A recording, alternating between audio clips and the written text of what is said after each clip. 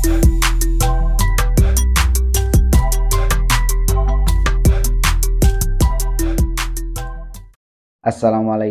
warahmatullahi wabarakatuh. Halo semua para pemirsa sekalian. Di kesempatan hari ini saya akan menjawab pertanyaan yang sudah masuk di nomor WhatsApp saya, yaitu mengenai seputar perawatan luka diabetes yang mudah berdarah. Di mana ini akan menjadi sebuah kesulitan bagi rekan sejawat yang sedang menangani ataupun merawat luka diabetes yang mudah berdarah. Dan juga bagi saya pribadi, saya juga sering menemukan pasien-pasien yang sedang saya rawat itu mudah sekali terjadi pendarahan, ya, terutama saat kita melakukan debridement atau membuang jaringan mati dan juga saat mengganti balutan lukanya, di mana biasanya terdapat stosel ataupun gumpalan darah, ya, yang disebabkan oleh mudahnya jaringan berdarah.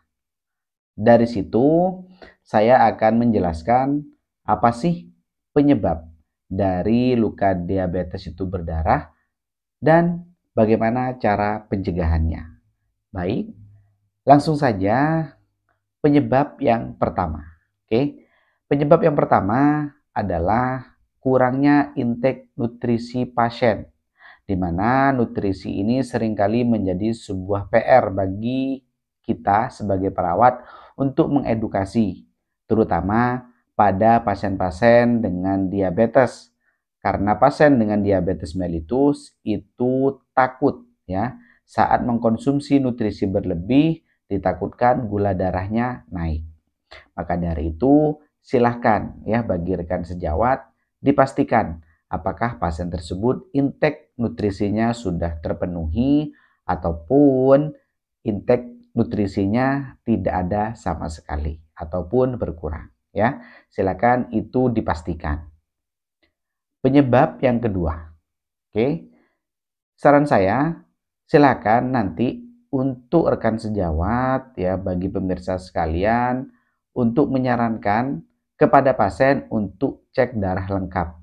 Biasanya pasien yang mengalami luka dan mudah sekali terjadi pendarahan itu saat dicek darah lengkapnya maka akan terjadi penurunan pada kadar hemoglobin dalam darah, ya. Silakan nanti dicek dan dipastikan apakah HB-nya dalam kadar normal ataupun terjadi penurunan. Oke, itu penyebab yang kedua. Selanjutnya, penyebab yang ketiga adalah silahkan ditanyakan kepada pasien apakah pasien tersebut sedang mengkonsumsi obat pengencer darah. Yang biasanya obat ini diberikan oleh dokter kepada pasien-pasien dengan gangguan jantung ataupun gangguan pembuluh darah, di mana memang efeknya adalah mudah sekali terjadi pendarahan pada jaringan luka dan sulit sekali dihentikan apabila terjadi pendarahan. Nah, itu silakan ketiga penyebab ini dicek dan dipastikan apakah ada salah satu dari pasien yang sedang mengalami tiga penyebab tadi. Oke, itu dia. Selanjutnya adalah bagaimana sih cara pencegahannya? Oke, cara pencegahannya yang pertama adalah konsumsi nutrisi yang baik, ya, di mana memang disarankan untuk pasien tersebut mengkonsumsi nutrisi yang mengandung zat besi yang tinggi, ya, di mana memang ada beberapa nutrisi yang kandungannya sangat baik untuk meningkatkan hemoglobin dalam darah. Baik, saya akan bacakan apa saja sih nutrisi-nutrisi yang dibutuhkan untuk meningkatkan kadar hemoglobin dalam darah. Oke. Ini dia, yang pertama adalah konsumsi makanan yang mengandung vitamin B12, ya.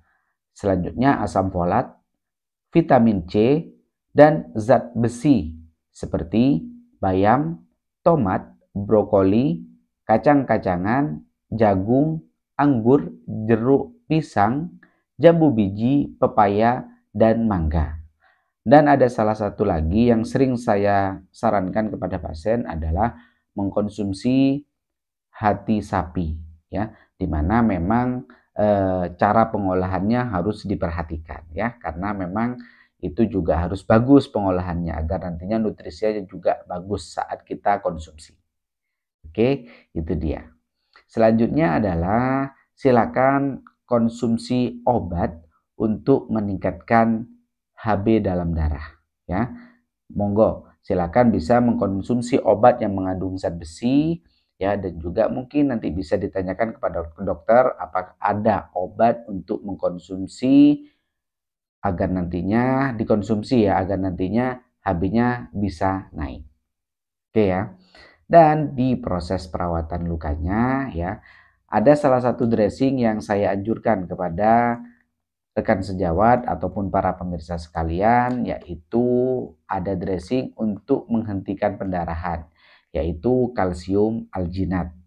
Di mana kalsium alginat ini sangat baik untuk mengurangi dan mencegah, ya, pendarahan pada luka pasien, ya. Di mana ini memang sering saya gunakan sebagai primary ataupun sebagai secondary dressing, ya. Dressing ini bisa langsung diletakkan ke dasar luka ataupun kita berikan salep terlebih dahulu baru kita tempelkan kalsium alginat ini agar nantinya luka tersebut terhindar dari pendarahan dan agar terhindar dari trauma yang mengakibatkan pendarahan. Karena jaringan lukanya mudah berdarah, maka kita membutuhkan agen hemostatik yaitu kalsium alginat.